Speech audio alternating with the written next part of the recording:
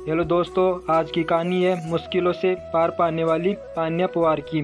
Transgender होने पर लड़के करते भद्दे कमेंट्स, नौकरी से निकाल दी जाती, अछूत समझते। अब मेट्रो से मिली पहचान। तो इनकी कहानी को लास्ट तक सुने।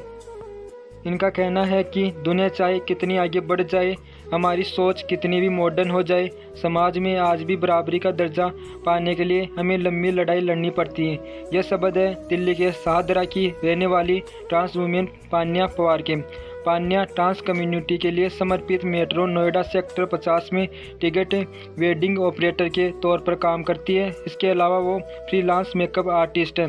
शादियों के सीजन में तान्या बखूबी से नई जिंदगी की शुरुआत करने जा रही ब्राइड्स यानी लड़कियों का मेकअप ओवर करती है। मगर तान्या को यहाँ तक पहुँचने के लिए हर कदम पर अपनी पहचान को साबित करने के लिए लंबी लड़ाई लड़नी पड़ी। लोगों ने भद्दे कमेंट सुनने पड़े और बच्चे चिढ़ाते थे, लेकिन अपनी पहचान को लेकर थी कंफ्यूज।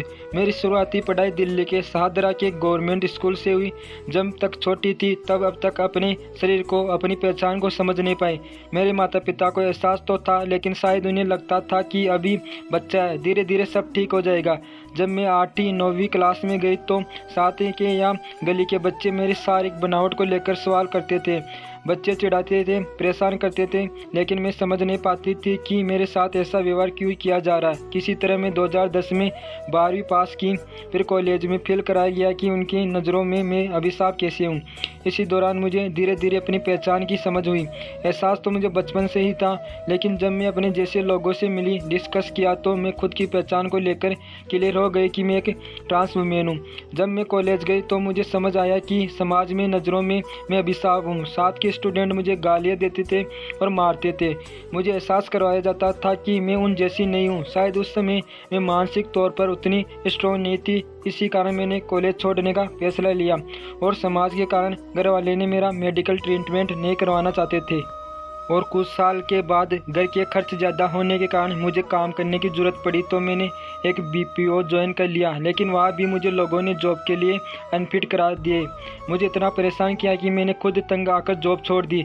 इसी दौरान 2013 में मैंने अपना मेडिकल ट्रीटमेंट कराया।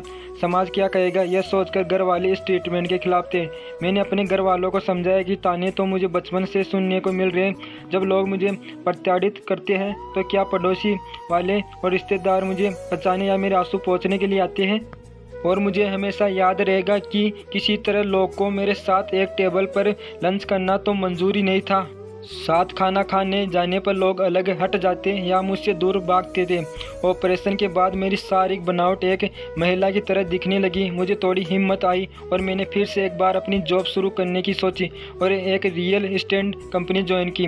यहाँ भी लोगों को जब मेरे बारे में पता चला तो मुझसे तंग करने से बाज नहीं आए। लोगों को ये तक पसंद नहीं था कि मैं उनके साथ बैठकर खाना खाऊं।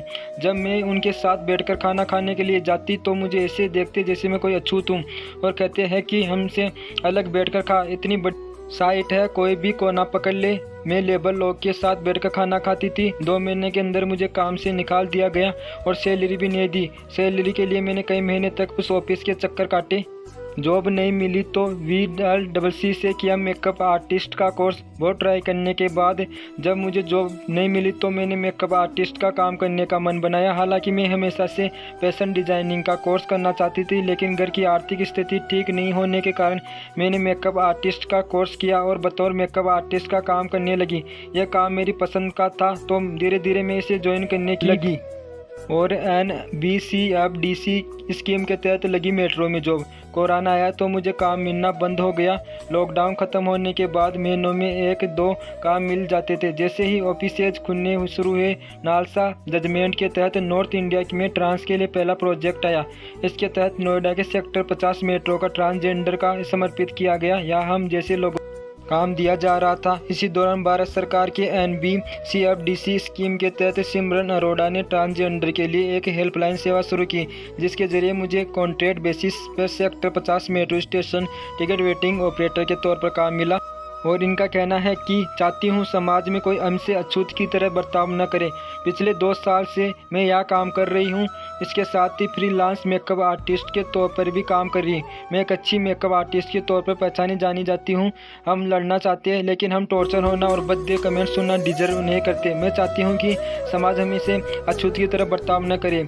ये कहानी है ट्रांस वुमेन पान्या पवार की। यदि आपको पान्या पवार की कहानी अच्छी लगी तो चैनल को सब्सक्राइब करें और आपके एक सब्सक्राइब से हम भी काफ़ी मोटिवेटिव होते हैं।